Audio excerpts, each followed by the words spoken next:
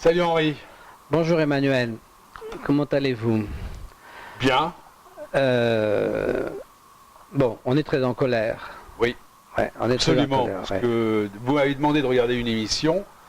Depuis l'âge de la regarder, j'ai eu du mal à la regarder jusqu'au bout. Oui, alors donc il s'agit de l'émission de David Pujadas qui est sur LCI. Ouais, c'était vendredi 3. C'était le vendredi 3 et ça s'appelle 24 heures, 24 heures d'information, quelque chose comme ça. Ouais. Hein. Donc c'est une émission, on vous a mis un lien. On vous mettra un lien. On vous a mis un lien au-dessus de la vidéo, là, et avec ce lien, vous pourrez regarder cette émission. Elle est assez longue et vous allez avoir beaucoup de mal à la regarder, parce que c'est une émission qui va engendrer chez vous énormément de souffrance, et qu'on a du mal à regarder. Moi, pareil, je n'ai pas voulu la regarder en direct, je l'ai regardée en replay, et en fait, j'ai eu du mal à la regarder, il a fallu que je me prenne à plusieurs fois, et je pense que ça sera pareil pour vous. Alors il faut qu'on vous raconte pourquoi on parle de cette émission, parce que tout simplement David Pujadas nous a contacté, enfin ses services nous ont contacté le vendredi 3 dans l'après-midi en nous parlant de cette émission. Donc ils m'ont appelé, ils m'ont dit nous faisons une émission sur les impôts et nous cherchons quelqu'un qui aurait eu un contrôle fiscal. Est-ce que vous pouvez, on est tombé sur le net, on est tombé sur votre site, est-ce que vous pourriez participer à cette émission et venir parler de votre problème fiscal? Vous en avez eu? J'ai eu ça, des problèmes fiscaux, c'est pas ce qui m'a manqué. Mais j'ai dit non, je ne veux pas en parler parce que mes problèmes fiscaux, ça n'intéresse personne. Tous les problèmes fiscaux de tous les gens dans ce pays sont tous différents les uns des autres. Et donc, moi, je veux bien venir, mais pas vous parler de mon problème fiscal, ça ne m'intéresse pas. Et la personne que j'ai au téléphone m'explique un petit peu l'émission en me disant on fait une émission pour voir s'il est nécessaire que les gens qui sont déclarés fraudeurs fiscaux perdent leurs droits civiques. Oui, oui. C'était ça l'objet de l'émission. Alors je dis mais attendez, c'est pas possible parce qu'il faudrait d'abord parler de la zone de non-droit que sont les problèmes fiscaux. C'est la première chose à faire. Alors je explique à cette dame assez gentille et puis elle me dit oui, vous pourriez intervenir. Elle me dit vous habitez où? Je dis j'habite à 7. Elle me dit mais c'est pour ce soir. Elle dit je peux pas être à Paris ce soir. Elle me dit ça fait rien, on peut faire avec Skype, vous inquiétez pas. Voilà, je vous rappelle. Très bien. 2 heures après, j'ai des nouvelles, on me dit non. On ne vous prend pas. Non, finalement on ne vous prend pas, on a réfléchi, on ne prend pas. Bien. Donc, je me dis, tiens, comme d'habitude, puisque ce n'est pas la première fois que ça nous arrive, je dis, bon, on ne nous prend pas. Personne n'a envie dans cette brave télévision, qu'elle soit privée ou publique, personne n'a envie de parler de la souffrance de ceux qui ont des contrôles fiscaux, du viol de leur vie, toutes ces choses, personne ne veut en parler. Et je ne regarde pas l'émission parce que je me doute que ça ne va pas me plaire. Je la regarde donc le dimanche. Et là, elle a effectivement, là ça me rend malade, Là je téléphone à Emmanuel, il faut regarder ça. Alors je m'y suis pris à plusieurs fois, vous aussi d'ailleurs. Oui, j'ai regardé en 3 ou 4 fois. Donc en fait, c'est sous une apparence journalistique, David Pujadas fait en fait une propagande. C'est une émission de propagande. C'est une émission de propagande qui en fait a pour objectif de terroriser ceux que l'on contrôle, ceux qui paient l'impôt. C'est-à-dire l'objectif c'est de leur dire écoutez, non seulement on va vous poursuivre, non seulement on va vous demander des sommes énormes, mais en plus vous n'aurez plus vos droits civiques, vous ne pourrez plus voter, vous ne pourrez plus rien faire, vous êtes des sous-hommes, vous n'êtes plus des Français, vous êtes des sous-Français. Et là-dessus, pendant l'émission, vous verrez, on a De Closet qui est quand même commence à être vraiment âgé, qui saute sur son truc, qui dit oui, il faut les mettre en prison, oui, il faut les mettre en prison. C'est ça un peu. Oui, tout à fait. Il saute sur sa chaise, il faut les mettre en prison. Alors là, si vous voulez, on s'aperçoit, alors quand même... il était bien cet homme-là avant. Ouais. Il a été, ouais. Alors on s'aperçoit quand même que cette attitude, c'est quelque chose qui est complètement scandaleux. Ouais. Parce que, quand on regarde les chiffres, alors les chiffres que j'ai sont un petit peu âgés puisqu'ils datent de 2012. Mais en 2012, les redressements fiscaux sont montés à 18 milliards. Bon, cette année, je crois que c'est 21. Bon. Il y a eu 1,5 million de redressements fiscaux. 1,5 million de redressements fiscaux, dont 50 000 par viol direct avec des gens qui viennent chez vous, mais tout le reste sur papier.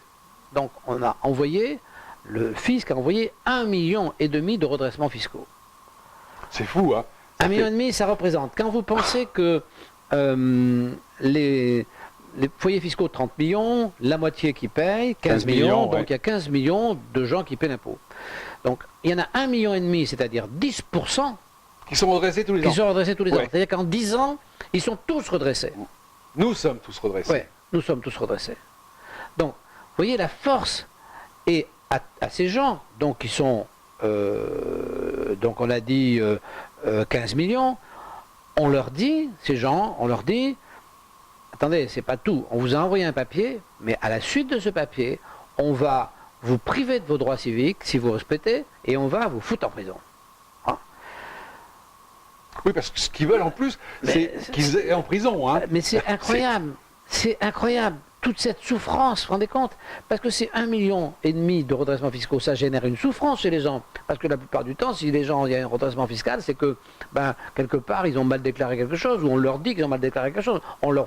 La terreur arrive, mais cette terreur, elle arrive, et derrière ce 1,5 million de redressements fiscaux, il y a eu, en 2012, 5 millions d'ATD. Vous savez ce que c'est, l'ATD tous? L'ATD, Ouais, j'en ai reçu un la semaine dernière. Voilà, bon, l'ATD, c'est l'avis à tiers détenteur, c'est-à-dire c'est le papier qui arrive dans votre banque qui vous bloque votre compte.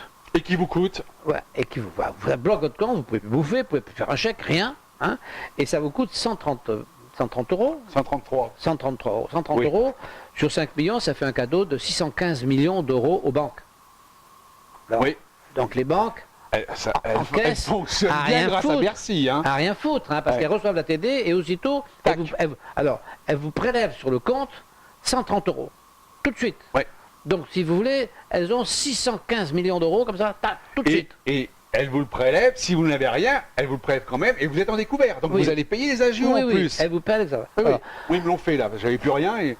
donc, en fait, qu'est-ce qu'on reproche aux gens? On leur dit, on reproche aux gens d'essayer par tout moyen de protéger leur capital. C'est-à-dire que si vous voulez, ils essaient de protéger leurs revenus, leurs économies, parce que sans capital, il n'y a pas d'économie, si vous voulez. Alors, on se retrouve dans une situation, pour vous donner un exemple, dans les années 70, Mao Tse-tung a fait la révolution culturelle.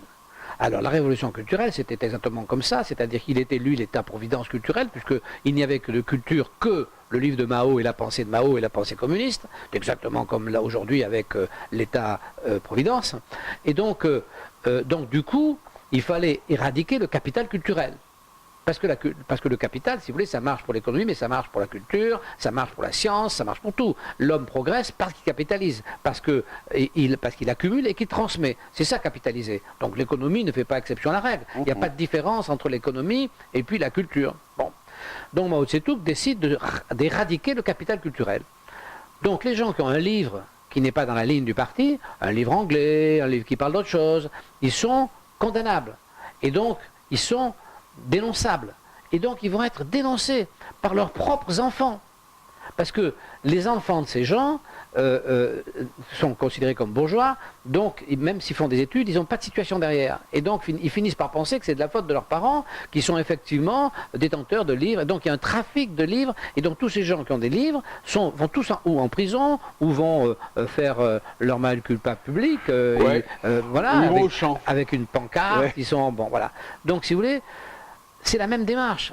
Alors, avec le temps, ceux qui ont fait ça ont été quand même désavoués et punis.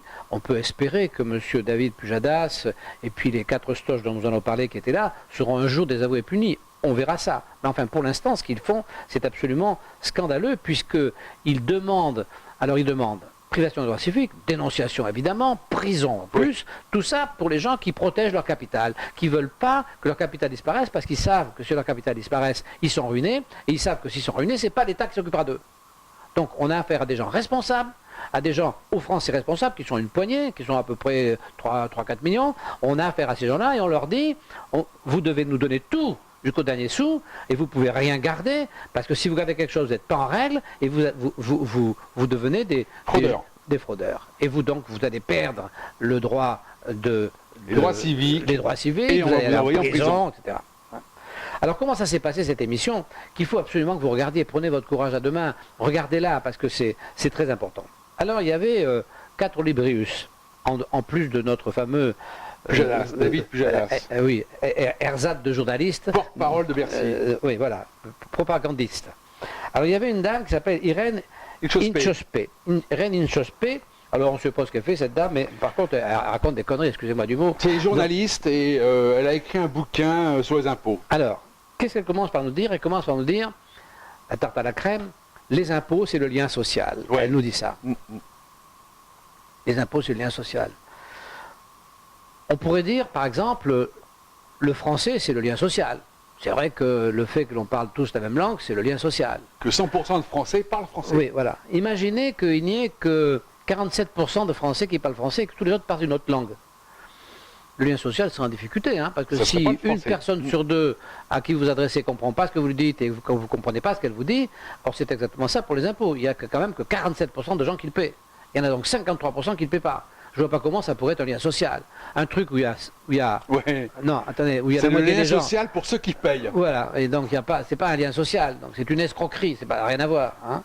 Alors après, pour faire chic, elle dit oui, mais vous comprenez, l'impôt, c'est depuis la Révolution, et donc c'était prévu dans les droits de l'homme de la La Révolution. Déclaration des droits de l'homme. Ouais, alors elle n'a pas dû très bien Le lire. oui, ou le lire, ou elle ne elle s'en connaît rappelle pas, plus, ou ouais. elle l'a jamais lu, mais Ouais. alors on va lui lire.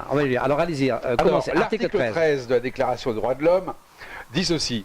Pour l'entretien de la force publique et pour les dépenses d'administration, une contribution commune est indispensable. Elle doit être également répartie entre tous les citoyens en raison de leurs facultés. Voilà. Entre tous les citoyens, pas entre 47% Ouais. des citoyens. Et en fonction des facultés, pas d'une manière progressive, pas en ruinant le capital de ceux qui le créent, dont tout le monde va avoir besoin. Bon.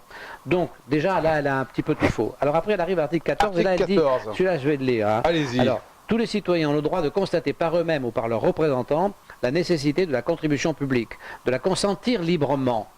De la consentir librement. Oui. Est-ce que vous avez l'impression de payer un impôt librement, Consenti.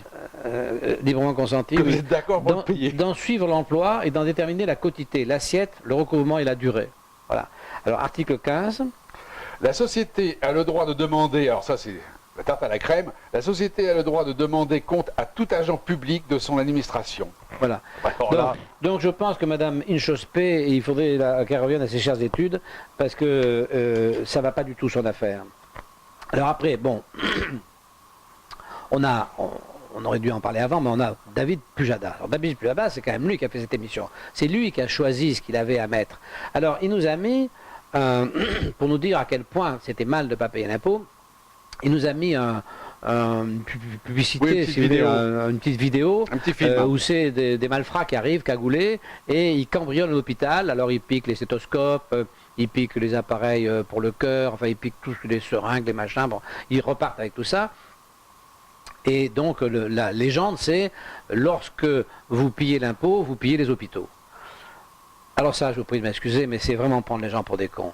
Parce que arriver à faire croire aux gens que s'il y a une médecine aujourd'hui qui nous permet de vivre plus longtemps, c'est grâce à l'État et à l'impôt, ça c'est vraiment le comble de l'escroquerie. l'escroquerie, L'escroquerie. de la propagande. Parce que, en fait, si aujourd'hui la médecine est comme elle est, c'est grâce aux médecins et au progrès de la science. C'est pas grâce à l'État. C'est pas du tout, l'État y est pour rien.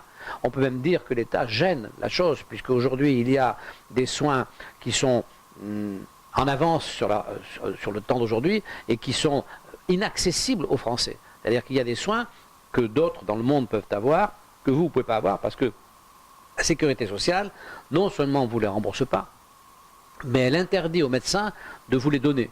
C'est-à-dire que le médecin qui voudrait vous donner un soin particulier, un peu plus en avance que les autres, n'a pas le droit, même si vous payez de votre poche, et si ce n'est pas remboursé par la Sécu. Donc c'est pour vous dire que non seulement l'État n'est pour rien dans le progrès de la médecine, mais il est une entrave. Il suffit d'aller à l'hôpital pour le comprendre. Alors ensuite, on avait sur ce plateau terrible, ce plateau de propagande, ce plateau qui est un plateau, c'est effrayant, hein, de Closet. Alors de Closet, on va lui pardonner parce qu'on a bien vu que là, il est passé... Non, voilà. il est passé de l'autre côté. Oui, il est passé de l'autre côté. Alors, on le laisse sauter sur sa chaise. Ouais. Hein, bon. Et Alors, en criant, en prison, en prison. Alors après, on a Sylvain Maillard. Alors Sylvain Maillard, ça c'était le représentant de En Marche. Oui. Alors, C'est la dernière veste qu'il a prise. Hein. il avait l'air, oui, parce qu'il a retourné ses vestes des tas de fois. Hein. Il avait l'air un peu lobotomisé et il parlait d'une manière un peu un Ouais, peu il connaît pas rigide. son sujet. Il connaît Ouais, pas un son peu sujet, rigide, de toute et donc il essayait de nous convaincre qu'effectivement c'était très très bien que ceux qui étaient accusés de fraude fiscale perdent leurs droits civiques. Alors qui c'est monsieur Sylvain Maillard? Monsieur Sylvain Maillard, c'est un monsieur qui est député, qui a été chiracien, qui a été UDI, Oui, il est- qui est aujourd'hui député En Marche, qui a été élu au premier tour à Paris, et qui est un entrepreneur, figurez-vous. Figurez-vous qu'il est entrepreneur, puis pas un petit entrepreneur, il a une très grosse boîte. Une grosse boîte qui est évaluée à qui vaut 5 millions d'euros, je crois, oui, 5 millions d'euros, qui fait 13 millions de chiffre d'affaires, qui fait 300, attendez, je ne sais pas que je ne dise pas de bêtises, qui fait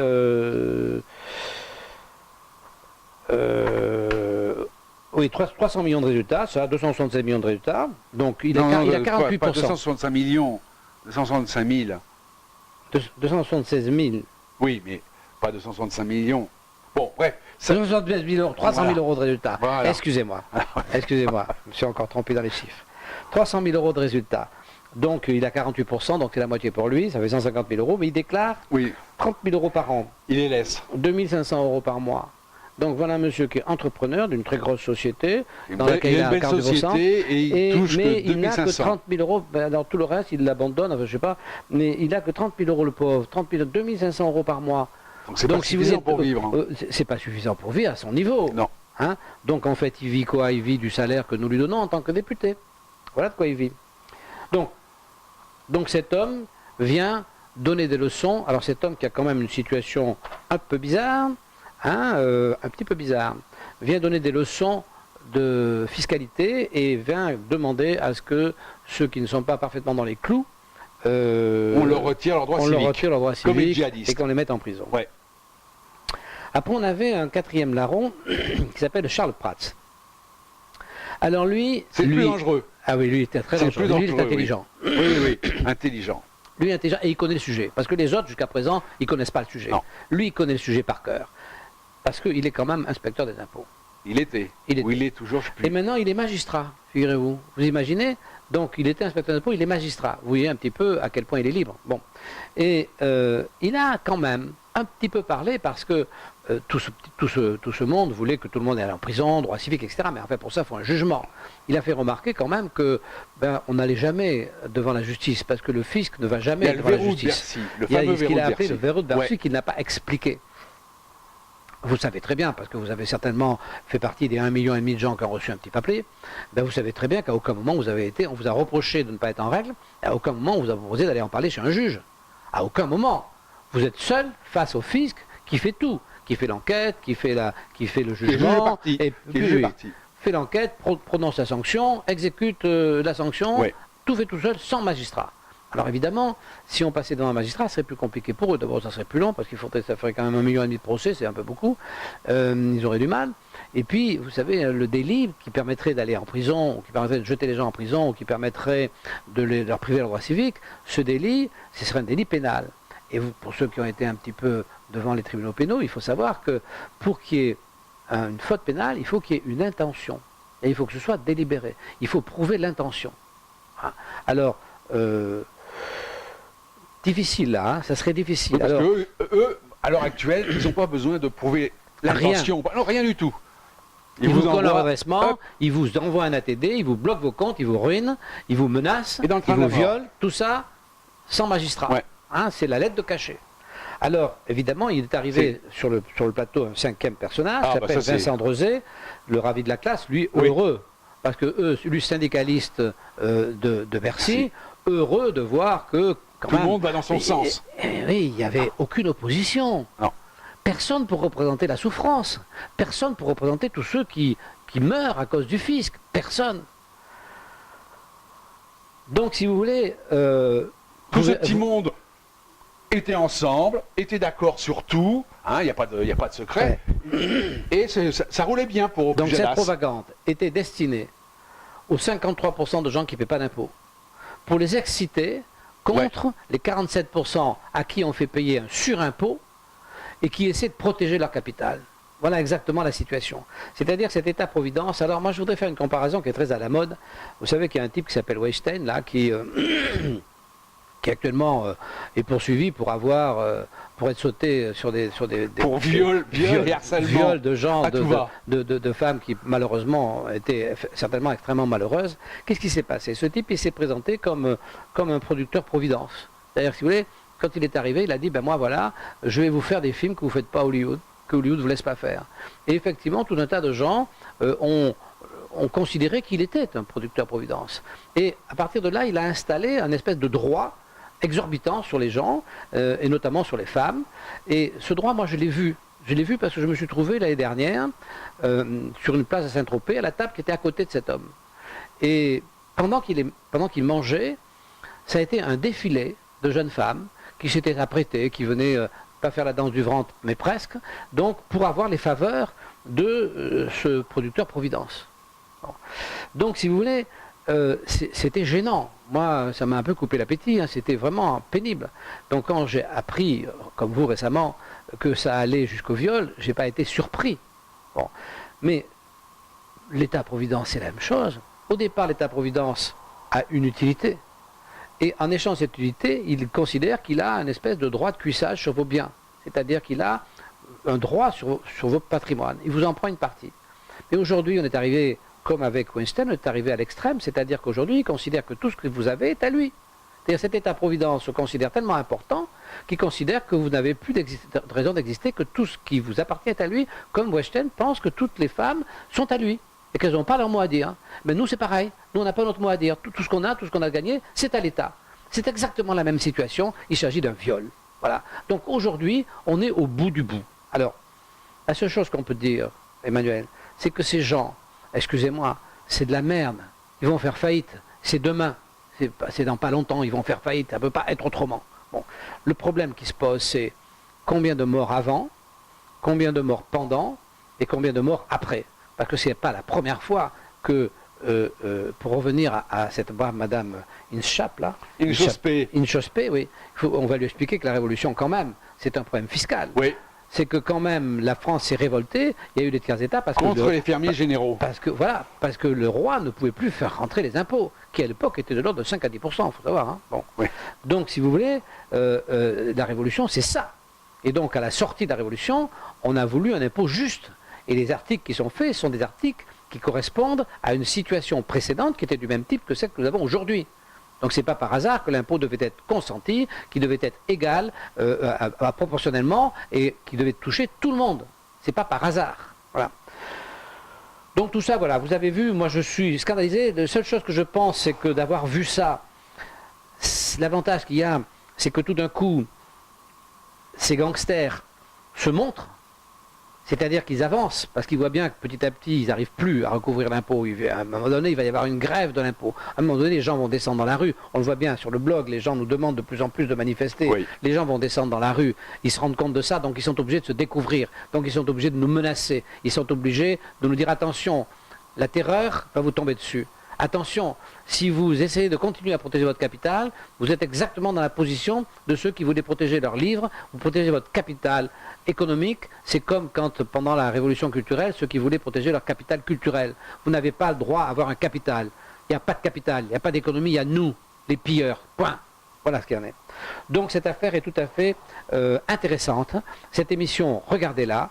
Vous allez vous y prendre à plusieurs fois, mais ça vaut la peine. Regardez-la, parce que vous verrez qui sont ces gens, vous verrez qu'est-ce que sont ces gens, et vous verrez comment on peut faire avec la télévision de la propagande sans aucune personne en face pour représenter les millions de gens qui sont abusés et qui souffrent. Voilà. Bien. On n'a pas de livre aujourd'hui. Non, non. Ah bon. Jules César. Voilà, c'est un petit de Jules César qui est très bien. Voilà, bon. qui est très bon. Donc, Jules César qui est très bien, on vous conseille. À bientôt, au revoir.